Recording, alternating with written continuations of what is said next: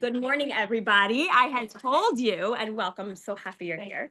I had mentioned to you all that we're going to try to get in a little bit of Pesach material, which, now they're all coming on, which I will do. Now, I have to tell you that over the last however many years I've been teaching, we've covered a lot of Pesach material because I was like, I got to do something original. And I don't mean like everything has been covered, but it was amazing when I was looking back on all the material that's been covered. So, but I thought that today we can start to go a little bit inside of the Haggadah, inside into the night of the Seder. And I know this was a new idea for me, so I imagine it will be a new idea for you, what I'm going to share today. And just understand already now, what are we supposed to be accomplishing? So, like I always do with Jewish holidays, I'll start off by asking you word association. When I say Passover, when I say Pesach, what comes to mind? Go. Freedom. Freedom. Seder. Sharing. Family. Door to door. Door to door. Matzo balls. Driving to New York. Cleaning. Yeah. Dayenu and whacking each other. The Sparty, the scallions. Okay. Looking for new recipes. Anyone on Zoom want to share word association Passover? Cleaning. Cleaning. Tradition. Traditions. Hard work. Hard work. Okay, good. A lot of good stuff. A lot of good stuff. So there's a lot to be said. Manishtana. There's so much to be said about Passover. And like we said with Purim, that really Shloshim Yom Kodem Lachag, 30 days before the holiday starts, you're really supposed to be somewhat preparing. And I think what's so important about Passover, because there's so much like physical association in terms of cleaning, cooking, shopping, setting, all the details around Passover. It's so like physically involved. There's so many senses that we evoke. There's so much that goes into it. And I'm not going to say but, and it's so important that we also recognize that there's something internal that has to happen.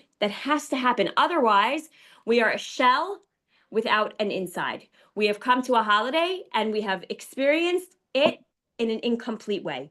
So the goal over here is to start the process of what does it mean for it to be a little bit more complete, and hopefully this year we could do a little bit more than we did last year in terms of learning, in terms of engaging, in terms of thinking about things, one step up on the ladder.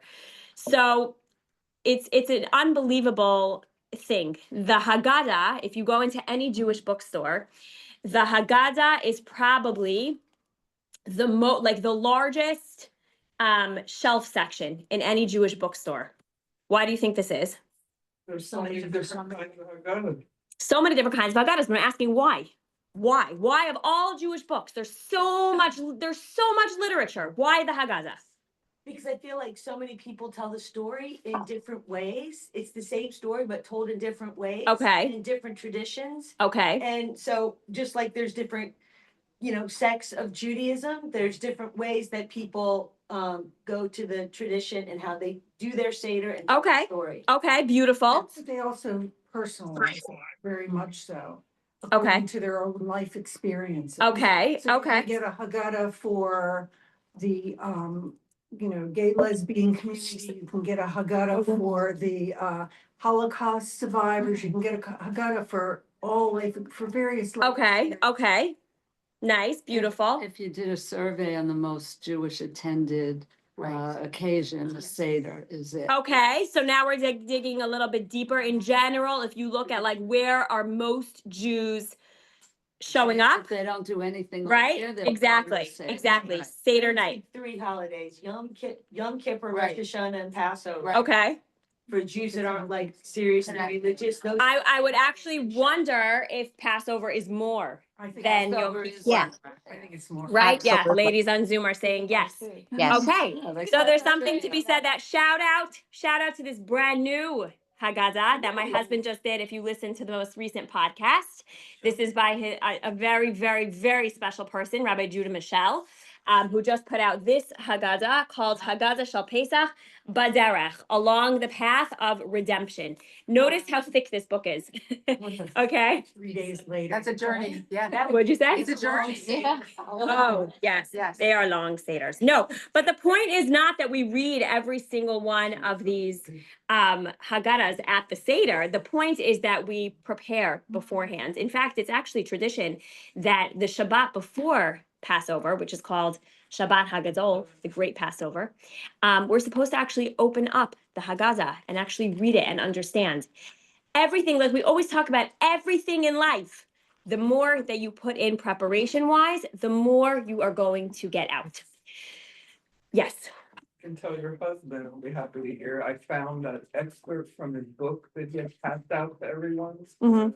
I don't know, about Passover and the four elements. Yes. And I read the whole thing from beginning. to Nice end. job. Nice job. So, That's beautiful. I'm I'll definitely let incorporating him the know. four elements. Okay, wonderful. Yes, that is beautiful. So it is so interesting because one of the beautiful lines that we read, he actually says this in his first page. I didn't even read this yet. He says, one asks, he says the Talmud instructs a unique focus on the special days before us. Shoalin v'darshin b'halachot haPesach, kodem haPesach shloshim yom. So specifically about Passover, it's written that one should start to prepare 30 days before. Okay, so there is a beautiful line inside of the Haggadah that tells us, B'chol dar vadar, in every single generation, chayav adam asmo, a person, it is obligated upon himself. Chayav Adam liros es asmo, to see himself. I'm sorry. Ki'ilu hu yasa mimitzrayim, as if he himself has left Egypt. Okay. Now I'm just going to give an overall summary. This is going to sound hopefully somewhat familiar, and then we'll dive into the new material for this year. And that is that Mitzrayim in Hebrew, it does mean Egypt. But it comes from the Hebrew word, which is Mitzarim, which means the narrow places, the constricted places, the places where we in our own personal lives might feel like there is constriction, like it is narrow, like we are being squeezed, like it is difficult. We are all going through our own Mitzrayim, our own narrow places. And the goal of the Passover Seder is to allow us to have some kind of freeing experience, some kind of experience that allows us to feel like something inside of our minds, inside of our hearts, and inside of our souls has actually been liberated, that there's something there that has gone through a freedom experience. Now, we're going to analyze now something that is so fascinating, and some of these might be news to you, like if I'm going to introduce you to these different things, but you're going to see something very, very interesting. I'm going to go through some of the mitzvot / traditions that we have on the night of Passover. And I'm going to ask you, what is it trying to symbol? What is it trying to symbolize? What are we trying to accomplish? When we look at the Seder plate, let's start with the Seder plate for a second. When you look at what's on the Seder plate, what's the purpose of seeing what's on the Seder plate? What's the purpose of the ka'ara? What's the purpose of the Seder plate? Everything symbols something else. Okay, so what's the purpose of a symbol? No, don't go into any of the specifics yet. Remind you, Okay, to remind. help us To experience. conjure up feelings. Okay, good. I was going to use the word evoke, exactly, to really conjure up certain feelings and emotions, to really understand something. To take us to a place that's different from the present moment where we are right now. Okay, good. There's something, if you all have experienced a Seder, you know there's like a different feeling. There's something very different. In fact, we read a portion of the Haggadah that says, well, we might think that if we're supposed to be preparing for Passover, like so many days before the Passover story, then maybe we should start to tell the story of the actual Exodus 30 days before. Maybe it should be a mitzvah to actually start to tell the story 30 days before.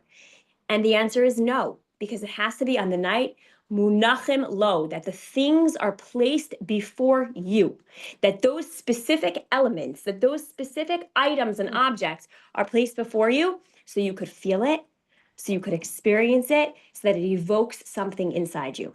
Okay, I'm going to start with the first tradition. This one is tradition, and I'm going to point out something very, very interesting. It is tradition that the person who is leading the Seder wears a kittel. Okay? A kittel is a white robe, not a coat, a white robe. What does the kittel represent, and why do we wear it on the night of the Seder? Ashkenaz. Is it purity? Okay, so you might think purity. Angels. Okay, so now Lauren just said isn't there something about somebody wearing a kittel at a wedding? Does somebody wear a kittel at a wedding? Oh. Okay, Yom Kippur. Wait, does Good. this holiday signify the wedding? Each holiday like Yes. matches with the life. Yes, cycle? this is the wedding. Okay. Yes. Well, the Shavuos is really the wedding. This is really the birth. Yeah, but we're gonna get to that in 1 minute. Sharon, you were just saying something. You just said a word that. No, Yom Kippur, clergy Oh. wear it on the bima. Okay, good. Yom Kippur, not necessarily clergy. A lot of men wear They're like Kittel. supposed to be closest to God Okay, good. You're missing one really important one. when they die, Uh-huh. buried in. Uh-huh. Wrapped in a when a person is buried. Okay, in a kittel as well. That's a kittel, like it's all the Okay, same thing? it's considered shrouds. We call it shrouds, but it's a kittel. Oh. And the truth is that if you look to the reason when we talk about on Yom Kippur, when we talk about why we're wearing a kittel, you'll say, well, it must be because A, it's white, it represents purity, and B, it's reminding of the day of death, which is something that's very important for us to keep in mind when we're standing in front of judgment, right? We're kind of thinking of the more morbid, we're kind of thinking about life in different terms. So on Yom Kippur, we can understand. So all these things that you said are 100% true. So now I want to ask you again. So what are we trying to show by wearing the kittel on the night of Passover? Judgment. So is it a judgment? Nope. Maybe stripping away all of like the regular, like physical Okay. things and just the white shroud is kind of back. to Okay, true. Beginning or nature. True. Slavery? What I'm going to The show honesty. you. Okay, purity, but what? But yeah. Purity of life, purity of, freedom, Like purity being, of, the end of the world, I mean. Okay, this is okay, you- Okay. What I'm going to show you now, and this is my introduction into all these things that we're going to go through now. What I'm going to show you now is that there is an insane duality of all of the main parts of the Seder. You will see that they are holding to opposite ends of the spectrum in the same item. You will see that now I'm going to show you what the kittel does, and then we're going to go through the whole list. You will see that it is a yes and. Okay? Did she have the wrong date? Oh my gosh. Hold on 1 second. Somebody's meeting me for coffee and hold on 1 second. Oh my God. Wrong day, friend. Wrong day. Hold on 1 second. We're in a good part. Exactly. Come now. Yeah. Yeah. Learn about the kittel. We are. You need a handle on this stuff. But I remember. I totally remember this, the matzah. Okay, good. So Lauren just hit another one. Okay, so we're gonna start now with the kittel. So what are the two? Oh my gosh, it's a good thing I answered this. She's literally waiting for me in the coffee shop. She's at the wrong day. She got back at 4 o'clock in the morning. She just said. Okay. So the kittel represents a certain element of death because we're buried in the kittel. And so that is supposed to be putting us into a very somber setting in the beginning of the Seder. There's supposed to be a certain tone, a certain somberness. And at the same time, Lauren mentioned that at a wedding, one wears a kittel. Not only that, but it represents what a bride all in white represents, which is a certain amount of joy. Okay, so the kittel, there is now one symbol of the Seder that you see holds both seriousness and extreme joy, sadness and joy, in the same item. Okay, so the first one is the kitzel. Let's move on to the next one. This one is on the Seder plate. It is an egg, which is called in Hebrew a beitza. Okay. Are prices of eggs starting to go down a little bit? I know this is like all the rage with Passover. Okay, so what is this? So what is this? What is this supposed to be? What is the egg? Life. Okay, so okay, good. So so eggs always represent birth, renewal. And does anybody else know what else represents? Okay. When else do we eat eggs? When else are eggs used? Shiva. But at a funeral. Shiva. Okay, Shiva. Okay, Shiva. Okay. Much experience. So egg is considered a food of mourning.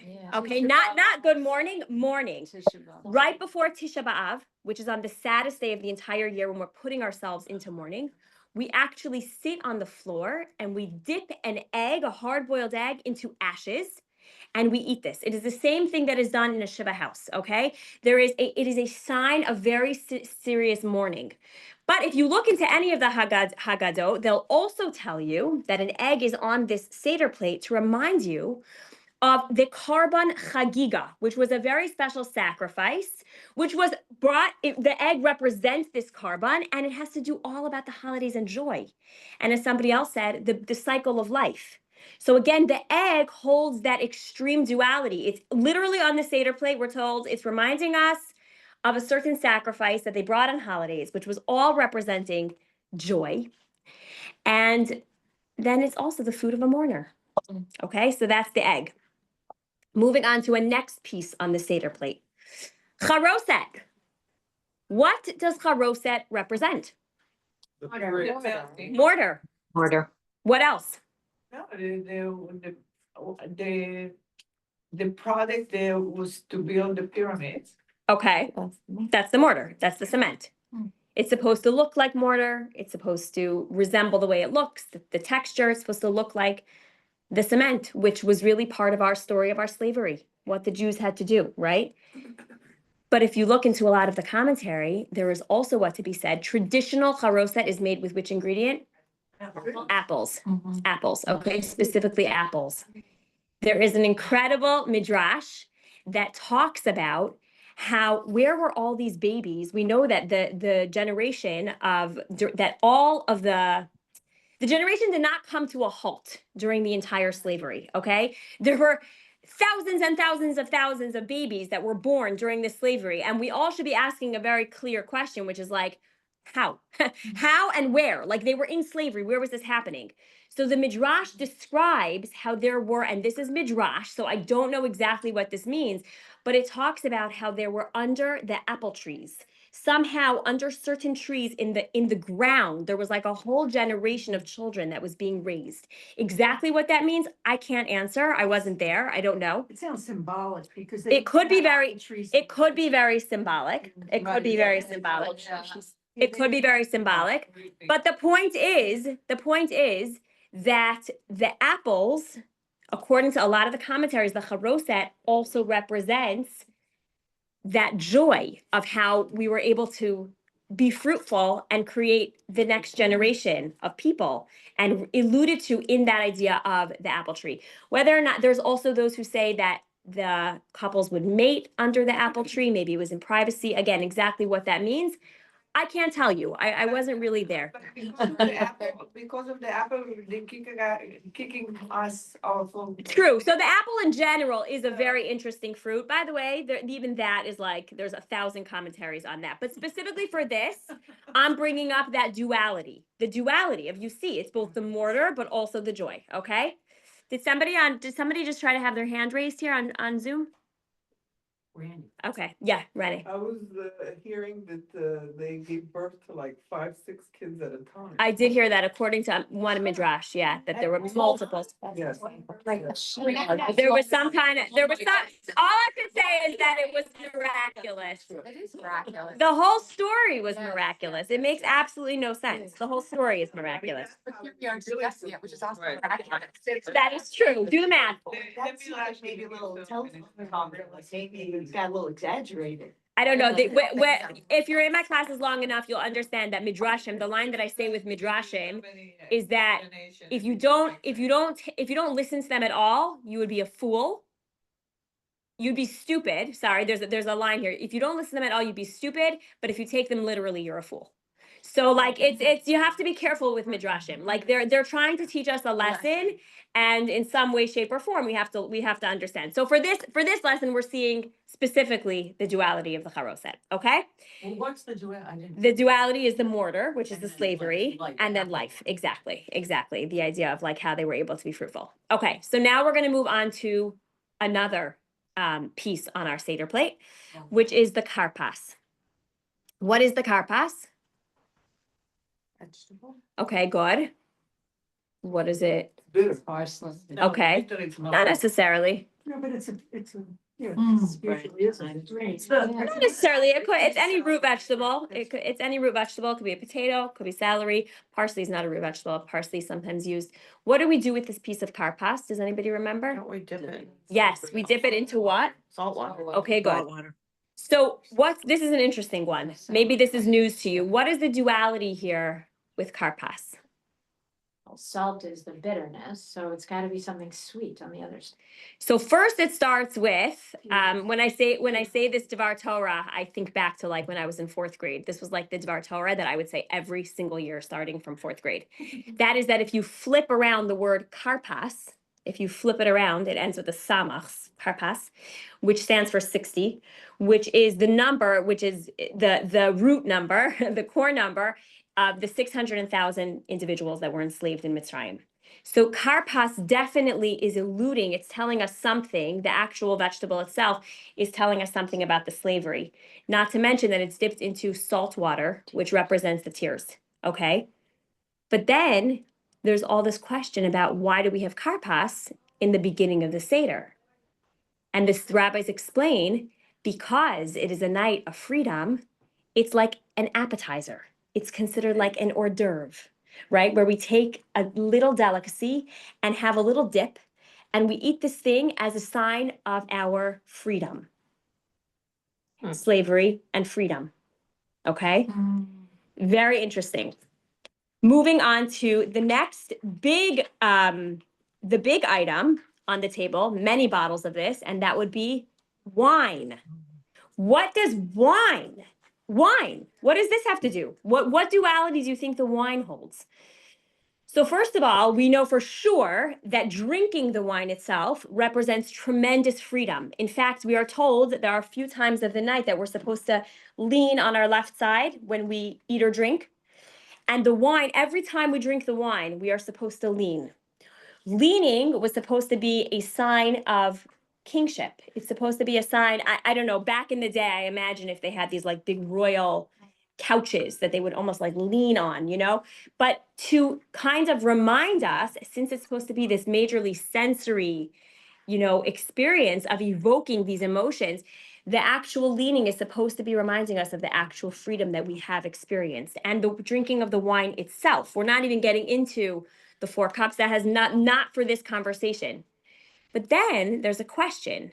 There's always questions in Judaism, you know? So then if you're drinking wines, the question should be, which color wine? Which color wine are we supposed to be drinking, right? Well, it depends. Yes. So the rabbis say that the red, if you have a preference, like you could drink your preference, but you should know that it is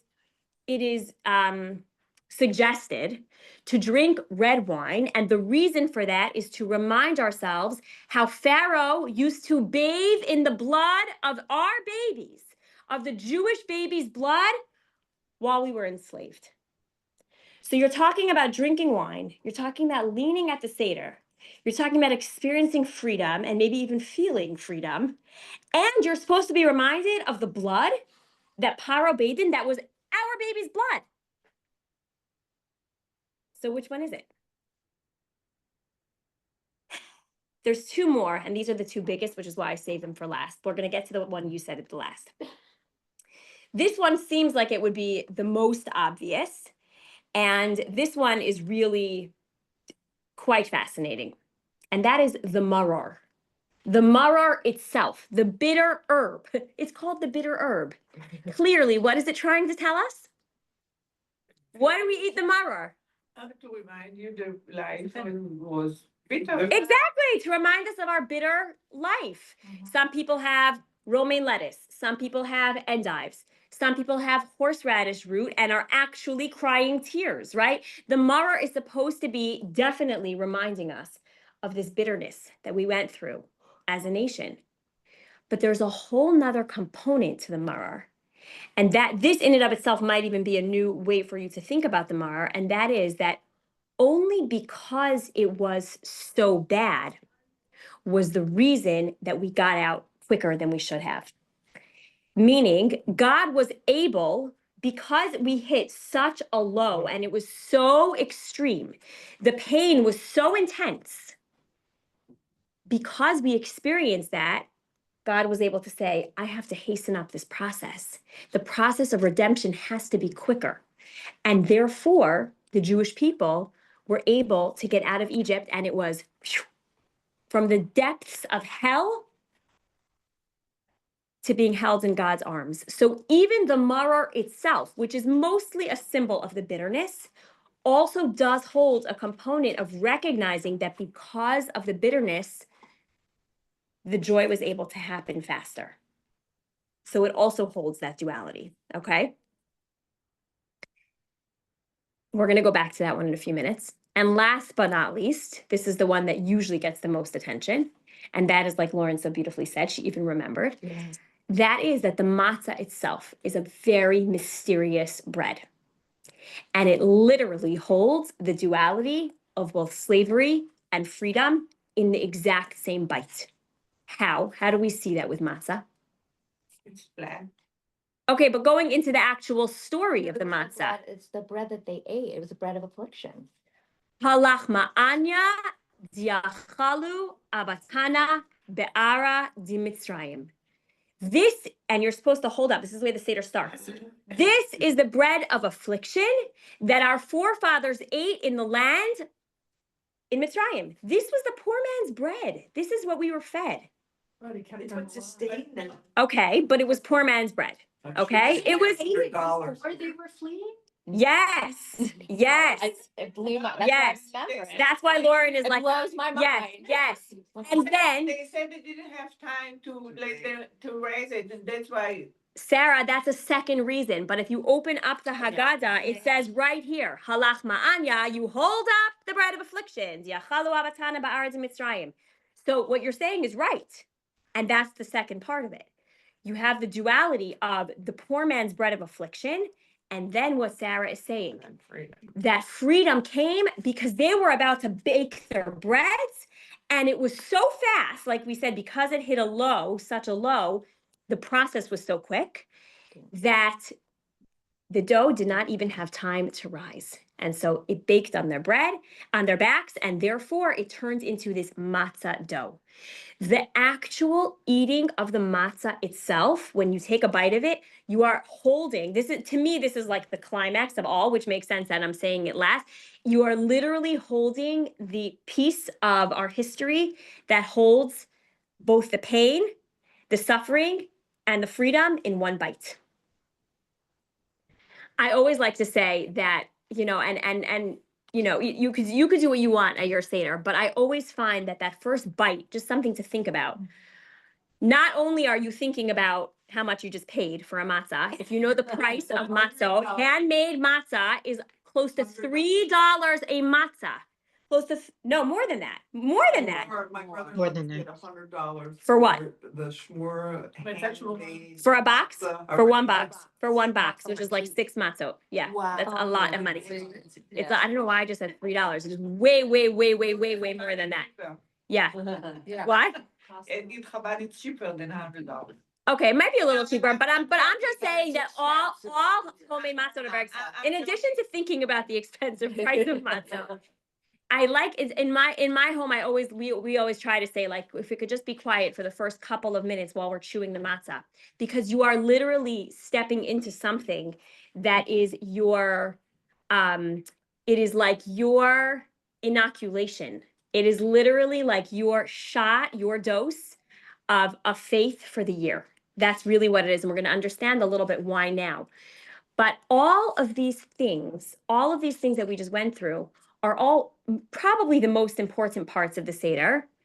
And they all hold an insane duality. They all hold like from our lowest to our highest, from the thickest of slavery to the heights of redemption.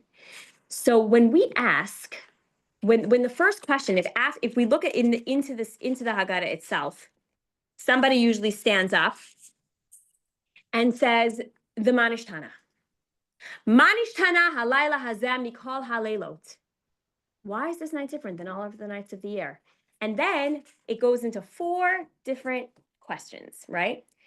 So the Abarbanel actually explains that this is really one question with 4 different components. And he really points out over here that it's really, they all fall into the same categories right over here, right? We have the question of matzah. On all of the nights, we could have matzah or we could have bread. Tonight, we only have matzah. Then we go into the maror, right? And all of the nights, like if I want a salad with romaine, fine. And if not, but like tonight, we have to eat the maror. We have to eat these bitter herbs. And then it goes into the reclining, and then it goes into the dipping. All of these things, kind of one big question. What in the world is going on? What is happening here? Like looking at this experience and being like, okay, guys, what are we supposed to be experiencing tonight? And we know that the whole purpose of the Seder is to be allowing us Chayav Adam Atzmo, to see himself as if he himself experienced a freedom. So what's supposed to be going on, and what are all of these dualities coming to tell us?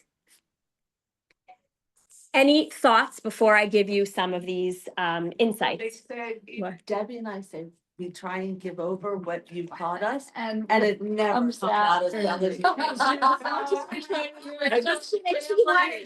the recording for this show. Storyteller. Oh, that's so and- nice. And you express it so well, and we like sound.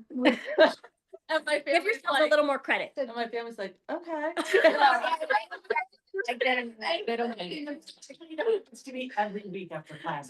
That's- What was your day? I'll be like, it was amazing. I had tore into it. And he's like, tell me a nugget. And I get out my note and I'm like. Yeah, and it. And he's so like, I was like, I said it, it was real. And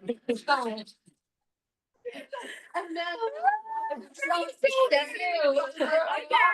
Thank you, guys. It's so true. He's like, it's just a storyteller. You It's bring the way- your voice up. I tried. Am I engaging? Yes. Yes. The more we get a summary, and you want everyone to feel what you felt. Yes. And it's It's hard to convey, right? It doesn't convey. Just stop by all of our. Yeah. Elijah, I'll come make all my visits. Deborah, I had a thought about this. Okay, Lauren has a thought. Hold on one second. Lauren has a thought. Isn't in life, there's always a duality, like, so you didn't get the job you wanted, well, it closed that door, but it opens another door, Right. right? Okay, So good. it's, and the idea of like, I guess, holding both, like, the negative and the positive. Correct. So I think it's just like reflecting life Correct. in all its Correct. duality. Yeah, remind Beautiful. me of the choice, like you always have the choice, are you gonna look at the positive, or are you gonna? Okay, look so, but it's a little deeper than that. We're gonna get into that. That is true. That is true. And, but what you're saying is 100% right. There's thought that was so something deep. here. It is that you have the choice. But the way that you said it, Jamie, you're gonna see it's a nuance deeper, because Okay. you're saying that you have the choice to look at, you know, I'm gonna choose to focus on the good Mhm. instead of the bad. And what we're gonna say is not that. Can I say You something? need to hold both. I don't Yeah. see it as a choice at all. Okay. I see it completely different. Let's hear. So, when I get a migraine and it's awful, Oy. there's no choice. But when I get better, the minute that I'm better is better than any minute of any other day, because it's next to something that's so bad. Right. When I do a painting and I put a bright red next to a bright orange, the red does nothing. But if I paint a bright red next to a dull green, the red pops and blossoms and shows. So I think when you have something very negative happen to you and then something positive happens, the positive is accentuated. That is That's so what- beautifully said, and I love your two examples. Yeah. And that is exactly what this lesson is going to be. I love those two examples, and I am right there with you with that migraine. And it's not just migraines, by the way. It's really like Debbie was saying When with her this arms. comes off, it's gonna be A whole new like- life, a whole new You life. wake up like- When you eat Awareness. after a fast. Right, like, it- right. Anytime that you Doesn't taste any experience a better than low, that minute. Right. anytime. After Passover. Okay. Right, when you have. So here's what I want to say. I'm gonna add a few more details. Yeah, go ahead. I don't think that's different than what Lori was saying. It's the same idea. She's adding to it, but she was adding to the nuance about it not necessarily being a choice. That it's more, that it's holding both at the Right, same. and I didn't mean that you only look at one. I meant you have a choice to look either way. Exactly. Really what I- That is absolutely right. That is absolutely right. So here, yeah. Each year, if you Mhm. have any slavery to anything, this is the time to release yourself. Oh, that's a good, I like that. 100%, 100%. That is definitely right. And maybe we'll get a little bit more into that, but I feel like this is the prerequisite. So here's what I want to tell you. There's an incredible midrash. Listen carefully. It's a midrash. Okay.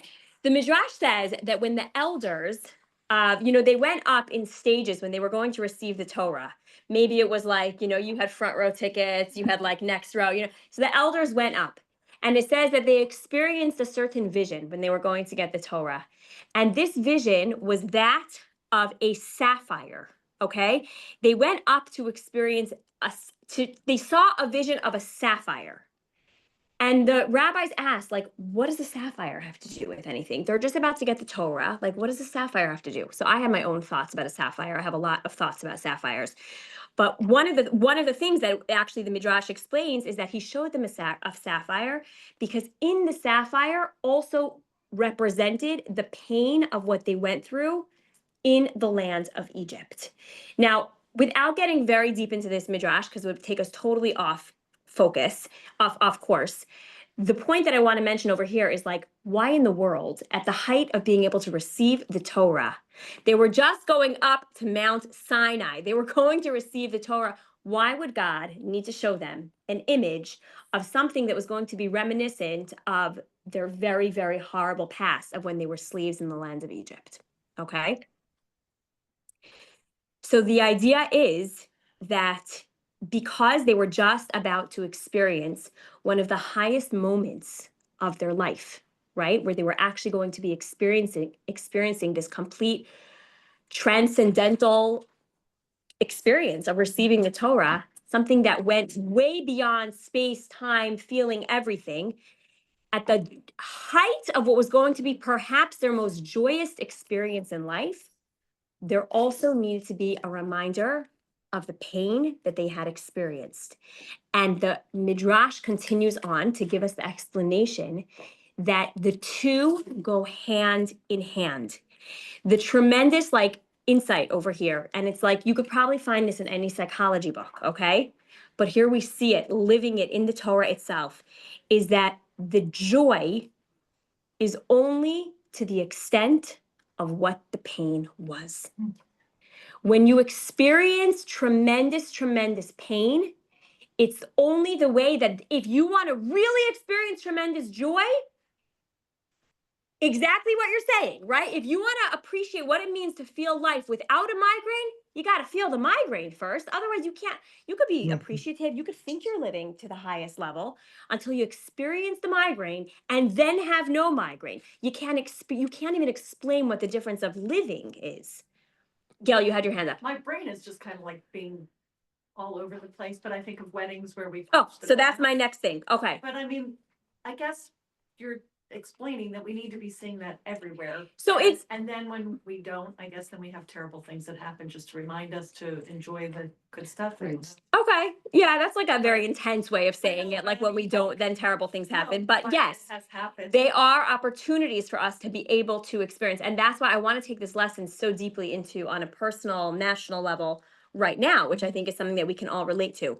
So I think you said a wedding. I'm thinking of a wedding of a friend of mine who just got married at 39, right? So I'm married with 6 kids at the age of 39, and she just had her wedding. And I'm thinking of the difference. I'm not saying that my wedding wasn't joyful. but I'm thinking of the level of joy from my friend Daci's wedding to my wedding. When she's waited all these years to finally find her soulmate, and she's 39 and she stands under that chuppah, you can't really compare it to me who is 19 and found my soulmate. I'm not saying my joy wasn't tremendous, but the level of joy to somebody who had experienced so much hard and so much pain and so much heartbreak is that much greater, okay? When a person finds out that they're carrying a baby and they've been trying for 9 months, it's tremendous, tremendous joy. But how does that compare to somebody who's just been trying to have a child for 9 years? You can't even compare the level of joy, because according to the extent of the pain also comes the process of the level of deep joy. The two have to go hand in hand. And that is what is so powerful. You bring the analogy, which we talk about a lot. Like Rachel often brings us that analogy of the and the dance and the this and the that. But in recognizing that the whole Seder is one big model for this. It's one big model for if we want to be able to, me, myself, experience my internal freedom, there also has to be a way that I can see my pain. There also has to be a way that I can look at my pain and hold my pain and understand what the freedom is going to feel like, or possibly even already feel like at this point in my life. So this is the whole idea of the Haggadah. If you look at the way the Haggadah begins, it starts off, it says maschil bignus. It starts off with the yuckiness. That's my word. It starts off with like the slavery and the yuck and where it really all starts from. And where does it end off? It ends off with all of the goodness, the stories, the miracles, the ending of the whole story. It has to go through that process. Because if it doesn't start off with the lows, we can't get to the highs. It has to be both. So to the extent that we can feel the bricks and the mortar and the slavery is only the extent that we'll be able to feel the redemption. It's interesting because in the Torah, there are not, everything there's lessons, but this is like when you think about like parenting lesson 101, like what you're supposed to be doing on this night is extremely eye-opening from the eye of an educator, from the eye of a parent, like what is supposed to be going on from a Torah perspective. The night of the Seder is the most critical night of being able to give over content, giving over to give over material. And what I want to say about that is that the night of Passover, the night of the Seder, is not supposed to be an intellectual experience. It is supposed to be a full-on experience, evoking all of our mind and our heart and our body and our soul. That is why there are so many physical things that we do to try to bring up. But if we get lost in all of the physical stuff, or if we get lost in the ping pong balls that we're trying to throw to kind of like mimic, the hail that's being thrown in the middle of the 10 plagues, and we're getting lost in the props, which are so important. But if we don't actually understand what's actually going on, so we're the shell. We've missed a huge portion of what the night is supposed to accomplish. When the Torah itself tells us about the importance of this night, it uses two very interesting words. It says, V'higarta levincha bayom hahu lemor. It says, and you should tell to your children on this day, saying. Now, these two words that you should tell and saying are the same kinds of descriptions of the way we speak.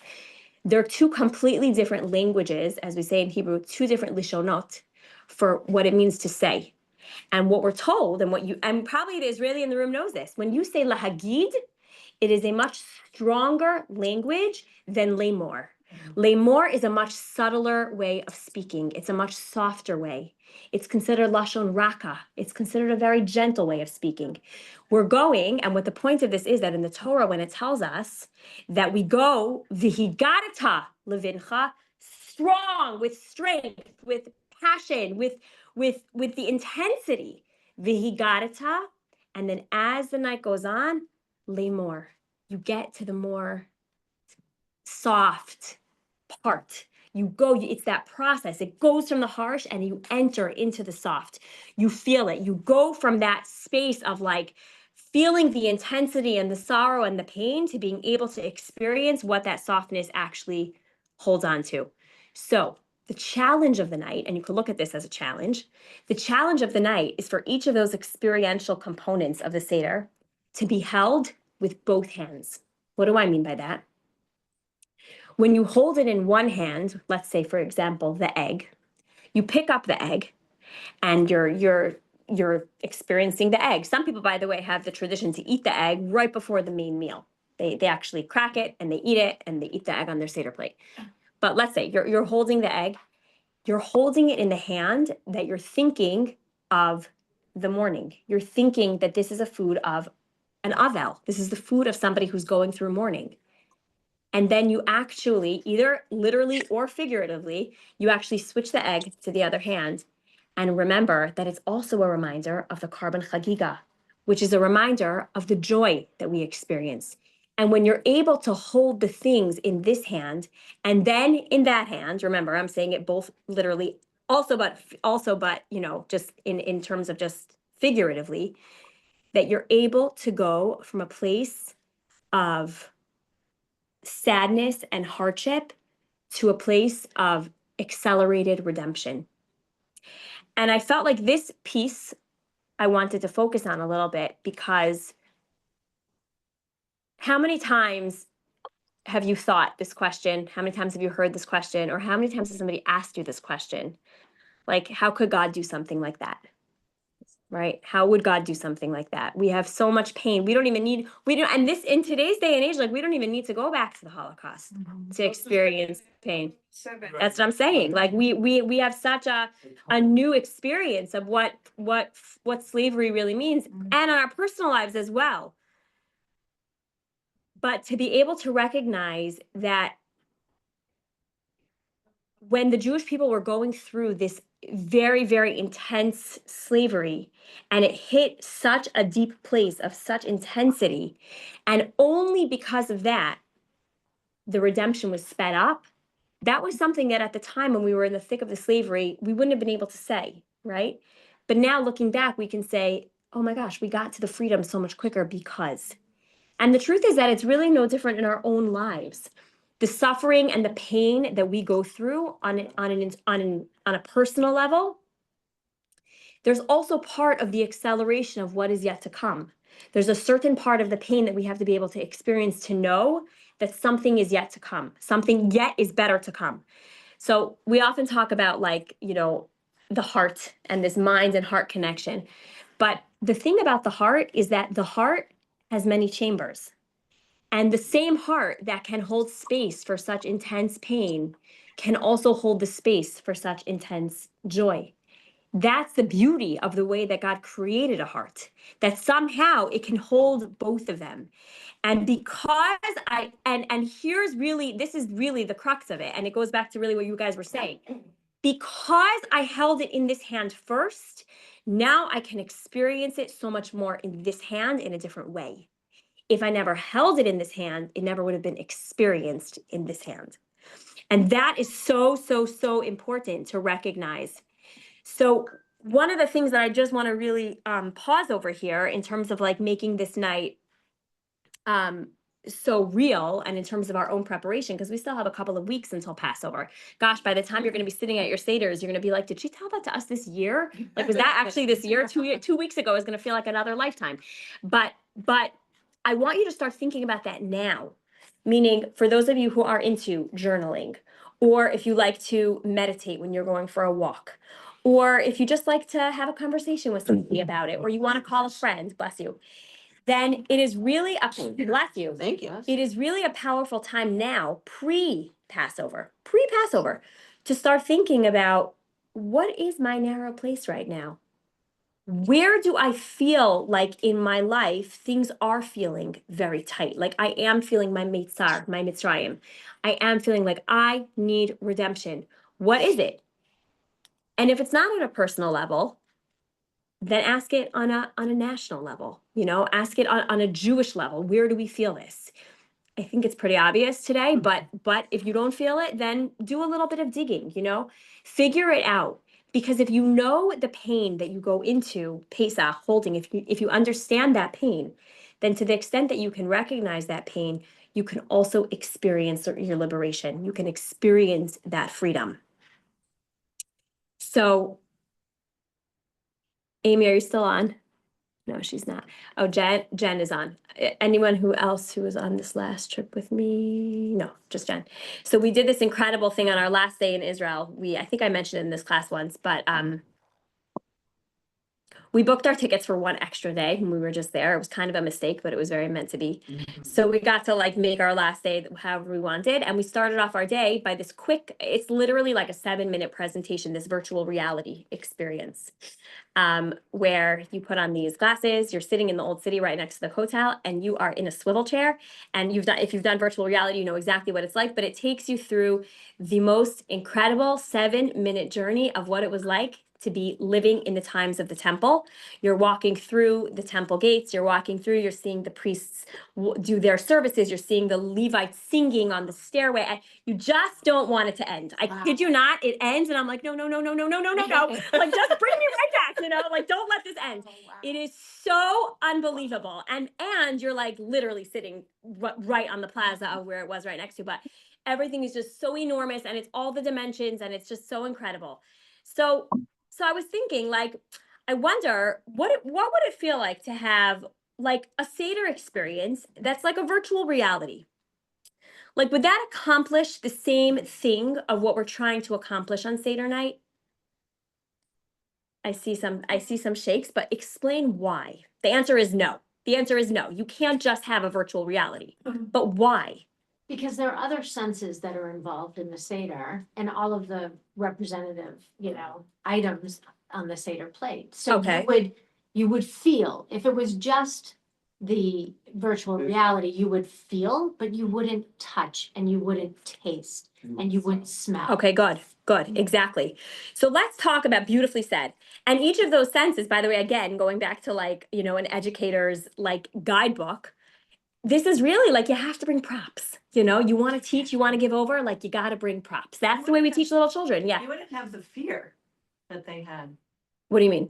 I mean, in virtual reality, you're still. No, but our Seder today, I'm saying, like, let's just say back in the day, instead of having a Seder, God could have said, I'm going to create like a goggle that you can put on, and you're just going to go back in time and experience, like you're going to have the experience. It still wouldn't have accomplished what we needed to accomplish. You mean back as a Jewish nation then? Yeah, like going through the actual Exodus, like going through. When you're in virtual reality, are you really thinking of yourself, or Okay, you're I putting don't know, yourself I don't know. somewhere else and you're like in a different I think headspace? different people would do it different ways, I've had the privilege to go to that specific virtual reality a number of times, and each time I experience it differently. Like sometimes I'm thinking about. Be there for 10 minutes. Okay, so good. So it's also very short. It's also very short. Okay. So it's a difference. 100%. But I think you realize I'm just trying to teach you a lesson over here. I'm not like, God is not giving us a pair of goggles. Like it doesn't come in the womb, here's your set of goggles. Wear these at the Passover Seder, What I want to show over here, and specifically what Sharon mentioned, is the idea. Where are we with time? Okay, I was late and I still have more to say, but good thing we have next class to also finish up this idea. Specifically with taste, and that was what I mentioned before. There is actually tradition, maybe you don't even know this, but there's tradition that starting from Rosh Chodesh, starting from the new month of Nisan, we actually don't eat matzah. Interesting custom, right? Like it's a custom. It's like custom. Right, it was your family custom.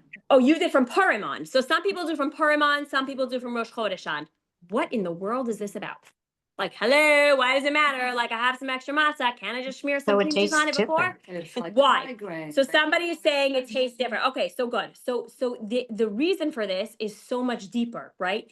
The reason for this is because if we are going to be experiencing what the matzah needs to be experienced, which is really an experience, then we need to pull ourselves back from it for a little bit of time. We need to remove ourselves from it so that when we indulge in it, we don't have it, right? I'm teaching a bride right now who's just about to get married, who happened to have been living with her fiance. So if you want to use the mikveh before, there are no sexual relations before the wedding for a week and a half, okay? Because, and I explain it quite honestly, like, you want to enjoy much more? Well, separate for a week and a half. It actually ends up being 2 weeks, but like, separate for 2 weeks, you'll enjoy much more when you're married, okay? So that's just like one example. There's many examples of pulling back so that we can experience. But the idea over here, and I'm gonna end off with this idea.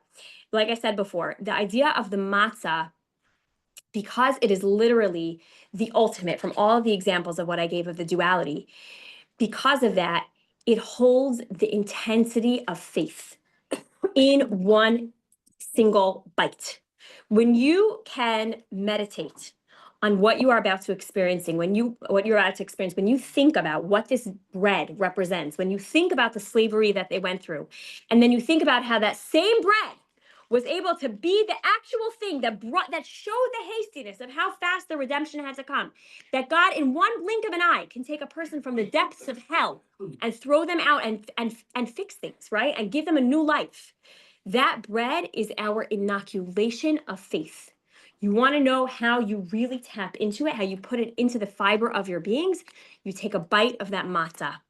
You meditate on that matzah.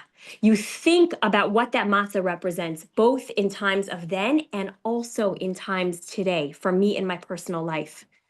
When a baby is born after being in the uterus for 9 months, it is not only traumatic for the mother, but it is just as traumatic for the baby.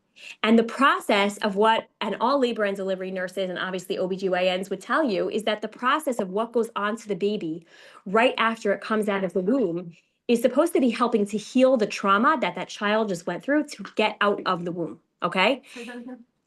The process that the baby goes through birth is not just traumatic for the birth for the mother, but the baby goes through a trauma. So everything that happens once the baby comes out of the womb is supposed to be done in a way that is healing that trauma. What's the first thing they do after like healing? What do? Swaddle the baby. Put on Even your before chest. swaddling the baby, they put the baby on the mother's heart and they on the mother's chest, and they tell the mother, start to try to feed the baby. Start to try skin to skin contact. Start to try to feed the baby. That is the first thing that the midwives, the doctors, whoever you're using, are going to tell you to try to do. Okay. When the Jewish people, I'm using this as an analogy because it says that when the Jewish people, that's when you talked about the life cycle of events. Pesach, Passover, is the holiday that represents the birth of the Jewish nation. It is literally our birth. It was traumatic for us as a nation. We went through a trauma. There's actual generational trauma that happened when we went through the land of Egypt and had to come out of it, born a new nation, right? Coming out now and ultimately getting the Torah as Jewish people. But the way that God gave us the protection and to feel like he was healing that trauma was there's going to be multiple stages along the way, but the first thing was actually the matzah. Because we actually understand that we say that the matzah and the mun were maybe perhaps even like a similar flavor, like it represented the flavor of ultimate trust. It was that feeling, kagamul alai nafshi, the same way, that's actually not the right words, but the same way that a baby suckles from his mother is the way that the Jewish nation suckles from God. That is the way, the ultimate way that we recognize, where does the baby know its milk's coming from? Only one place, okay? And as a Jewish nation, that's also what we have to recognize. And so God gave us this on our way out. The matzah symbolized no chance that your bread, which was from such bread of affliction, that same bread is going to be your key to getting out quickly and your key to ultimate redemption. The matzah was that first step. It literally represents the ultimate in faith. So our time's up. I just want to take a moment to just process or ask any questions. I am leaving the recording on for another moment. If anybody has any questions or comments or thoughts or personal ideas around this topic. I had Passover in Egypt about 15 years Oh, ago. wow. That is incredible. I think I remember you talking. Yeah, and it was I keep kosher and I'm not Ashkenazic, but that was one time where I ate rice. I did the Sephardic thing. Wow. And I still only ate vegetables and things like that because it was in the synagogue, the old synagogue in Egypt. And Egypt at the time only had about 20 people, 20 Jews living there. So Oh my Israel- gosh. So Israelis came in and did the Seder Mm, and they closed off the street. I mean, they brought in the Israelis. We had to have our names on a list. that is so And they did powerful. the Seder. And it was really amazing sitting there. Cairo, Cairo. Yeah. Mm, Yeah, and it was like a really, I was very lucky to have experienced it. very I ate a lot of powerful. rice Wow. that's the last time I ate rice during Passover.